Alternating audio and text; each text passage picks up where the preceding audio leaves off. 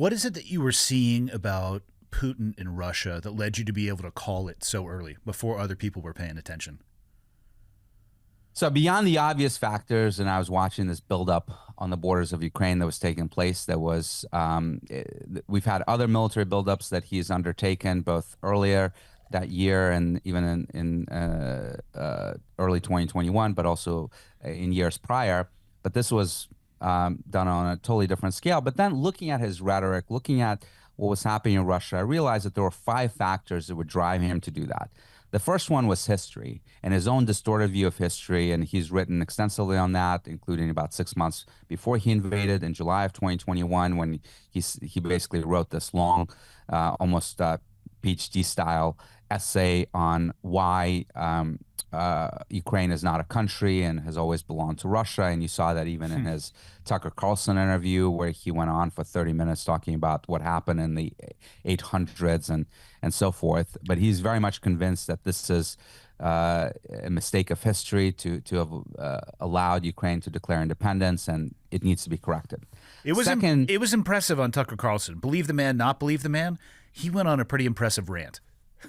Absolutely, absolutely. And Tucker, I think, thought he was filibustering, but I don't think so. He was very convinced of his arguments, Yes. and he wanted to lay it out there for the world to see. And he's done it not just on his show, but in other fora as well.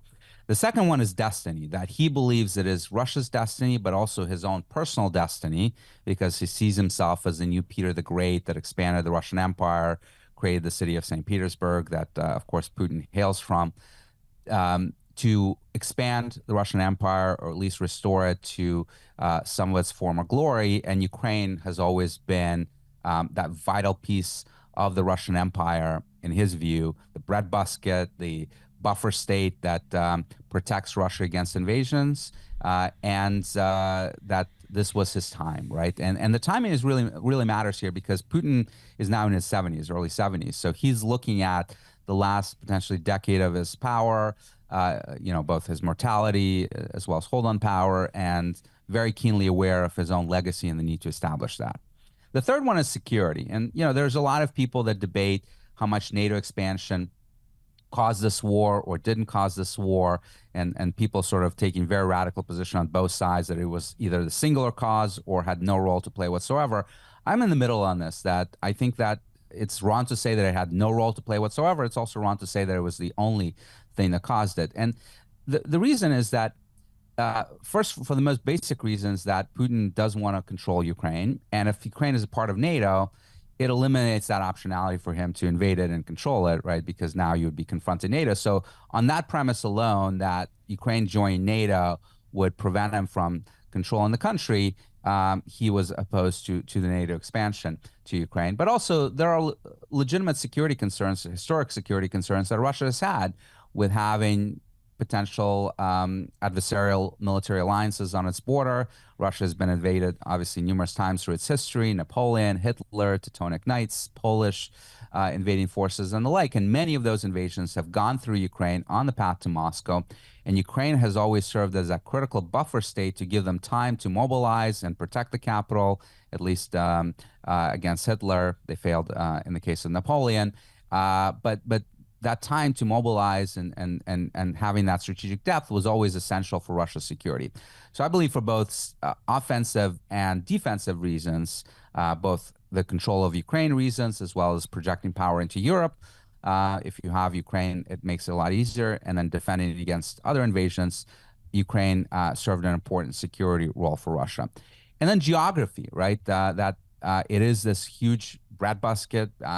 There's a lot of natural resources in Ukraine, particularly coal, some gas, a lot of agricultural production, and it's that critical buffer state as well. And the last piece that is probably the most important of the reasons why I think Putin wanted to invade Ukraine is ego, and that it's not enough for him to say that one day Russia will invade Ukraine, will control Ukraine. He wants to be the one to do it. He wants to get credit for it, to go down in the history books as a great Russian leader, to borrow a phrase, the guy that made Russia great again. He's really believing that, right? And when you look at those five reasons: history, destiny, security, geography, ego, all those same causes play out in the Indo-Pacific. Xi does not believe that Taiwan is a country. He believes it's his destiny and the Communist Party destiny to take Taiwan. Taiwan is essential for the security of China. We can talk about why, and it's critical anchor point of the first island chain and the geography of that, but also ego that Xi, like Putin, views himself as a great Chinese leader. He wants to be the one that eclipses Mao, that did the one thing that Mao could never do, which is take Taiwan, go down into the history books as the person that unified, in his view, China and achieved what he calls Chinese nation's rejuvenation, right? That would be the ultimate coup in his cap and cement his legacy. So it's remarkable how similar those people are and how they're driven by the same factors.